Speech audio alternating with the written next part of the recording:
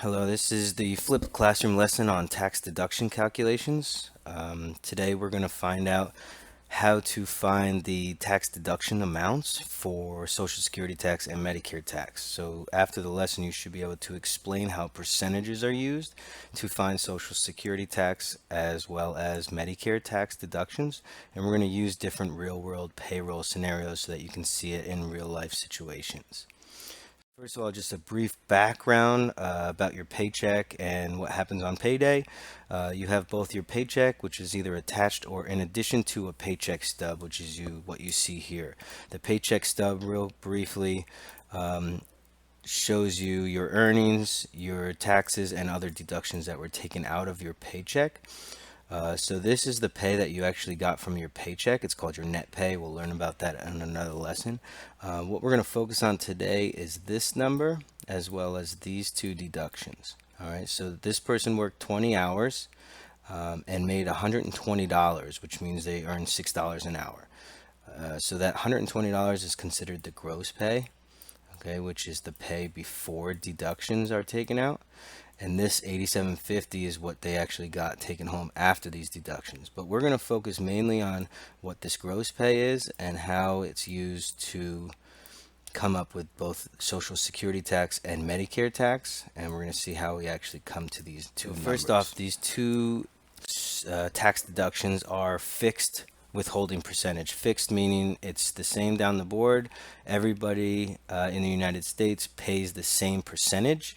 There are a few differences with Medicare, but that's based on over $200,000 a year. So fixed withholding percentage, everyone pays this. Social Security is 6.2%.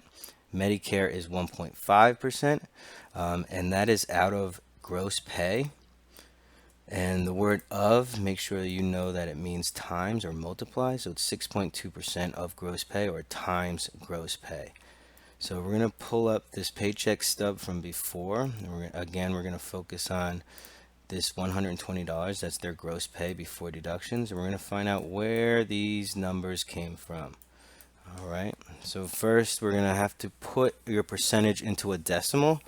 So you need to take 6.2% divided by 100, and that gives you 0.062. The reason we do it out of 100 is that's where your percentage is out of. Just like if you take a test, you get a 75 on your test, it's 75 out of 100, and that's where you come up with 75%. So once you have that into a decimal, you multiply it by gross pay, and excuse me, and in this instance your gross pay is $120. So 0.062 times $120 gives you the $7.44, which you see here in the stub. All right, moving over to Medicaid, same thing. We have to take the percentage, change it to a decimal. So 1.45% divided by 100 equals 0.0145. We take that 0.0145, multiply it by gross pay. In this case, it's the same, $120. So 0.0145 times $120 gives you $1.74, and that's exactly what you see here on the stub. So just to review that, you take your percentage. All right, you change it into a decimal. So it's time for you to try it on your own. I gave you two quick examples here. So you have John and Kate. They're both receiving their paychecks today, and you see their earnings that they've made. So I need you to calculate their earnings for both Social Security tax and Medicare tax using these numbers. So John earned $1,500 and Kate earned $550. That is their gross pay.